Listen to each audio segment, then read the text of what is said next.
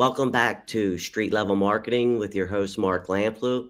I'm talking to Samuel Epstein, and we're talking about, call centers and what it takes to, uh, get them started, scale them. And, I kind of want to talk about building teams up and systems that convert.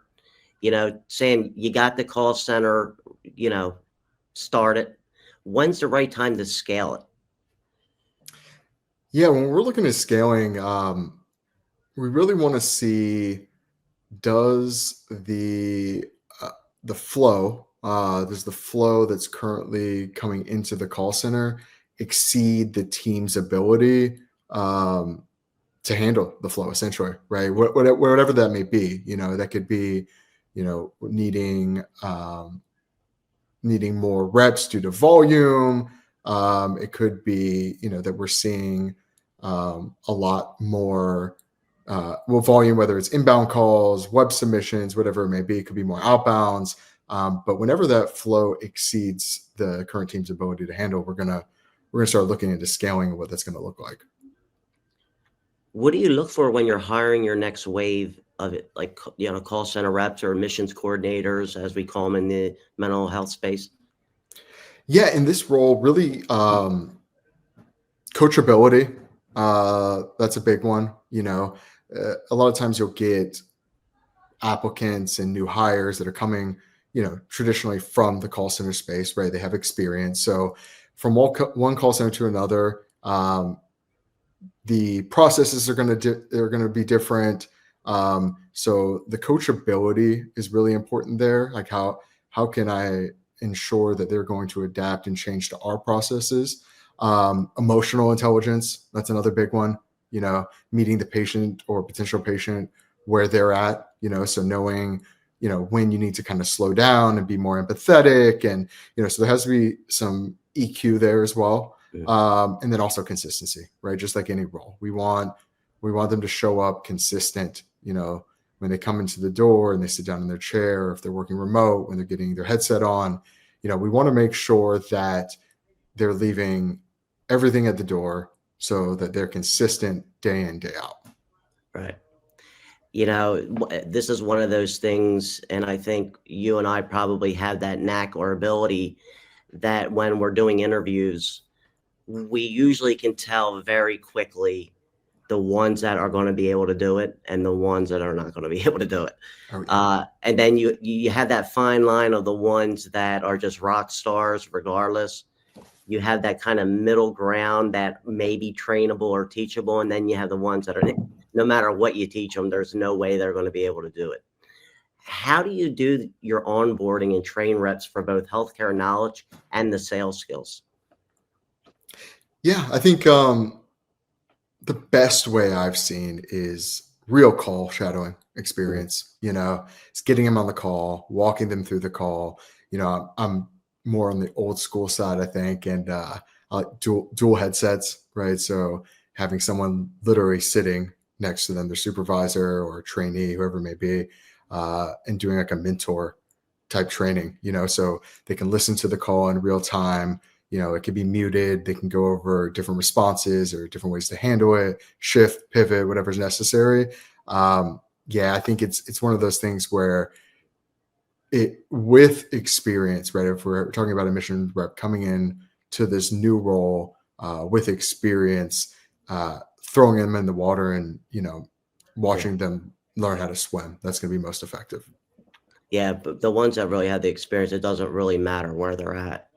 They can pick up and, jump right in usually. Mm-hmm.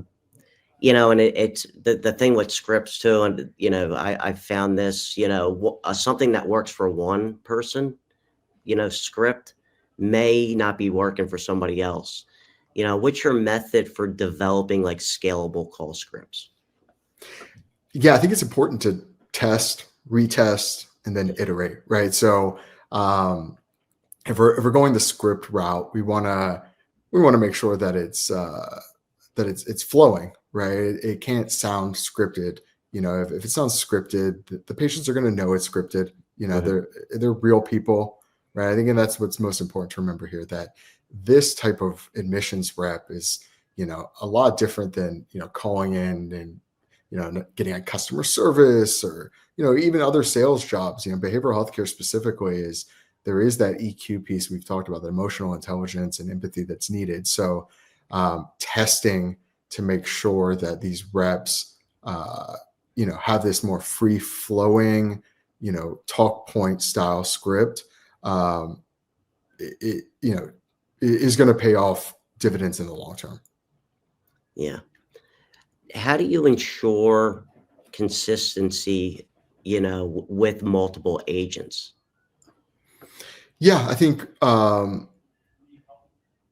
regular audits, right? I think it's number one.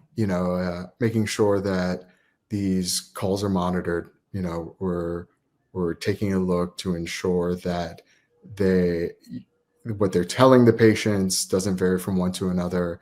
That's probably number one. From there, the metrics, right? We taking a look at a large variety of different metrics to ensure that the consistency is there, is very easily trackable. The data doesn't lie, Yeah. so that's usually those two places are usually good starting points.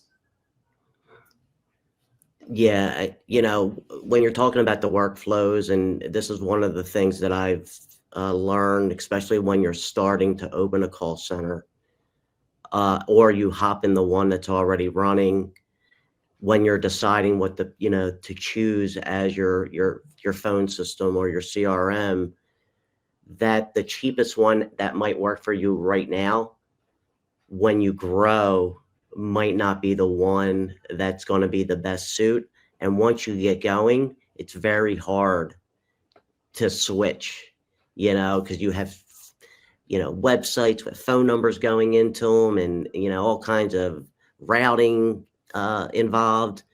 How often should the scripts that you create and the workflows be updated? Yes, that's going to depend on the organization. I definitely think they should be looked at every 30 to 60 days. I think that's fair, especially as like marketing channels develop and unfold and different campaigns are ran. And, there should be an evolution of the processes in the call center. What's working today isn't going to work in 30 days, Right. for whatever reason. So, I don't know necessarily about if there's a certain metric to put on how often they should be changed, but I would say they should be looked at every 30 to 60 days to ensure that they're still effective. Yeah. What CRM, or tracking tools are you using or recommend right now? Yeah, I think it all goes back to the size of the facility, what their goals are, what they're trying to accomplish. Exactly like you said. I mean, it's better to start out stronger up front in preparation for your goals. So and I've seen that happen before, right? With smaller, cheaper CRMs. The company wanted to save money, so they started that route, but they inevitably had to change. With that change came, a lot of back end changes, which were time consuming and also not financially, advantageous for the company as a whole. The processes had to change. So, I personally like two right now for behavioral healthcare specifically. Dazos is a good one. I'll give a shout out to Dazos. They're great, excellent team, very customized. Salesforce is very good, right? It's very customizable to the specific entity that's using it. It can be a little bit overkill for what we're trying to accomplish in behavioral healthcare, but I've seen some builds that are very effective as well. It really depends on the organization and what kind of goals they're trying to accomplish. Yeah. How do you scale without losing the human touch, especially in healthcare? Yeah. So I think what's really important here is to stay true to integrity, right? I think when you are scaling, it's very easy to miss out on what's really important in this business, and there's this quote by he was a gentleman who worked for American Airlines in the early 80s, and he said I believe he was the VP at the time, and he said in any service business, the most the biggest asset, and I'm probably butchering it a little bit, but the biggest asset is our staff. So as we're going through day-to-day operations, right, we want to make sure that our staff has autonomy, right? I think that's really important for staff. Obviously there needs to be structure as well, but in any areas where you can deploy autonomy for your staff, that gives them a sense of purpose. It builds their self-esteem, their worth, so that as you're scaling, they feel a part of, right? They feel like the scaling has a lot to do with them. And it does, right? In the service business like this, in behavioral healthcare specifically, it does have a lot to do with them. So they should feel that way. So I think that's really important. Yeah. Well, we're out of time for this segment. But when we come back, I want to talk about like the marketing fuel, feeding the funnel that grows the calls. So we'll come back with a word from our sponsors.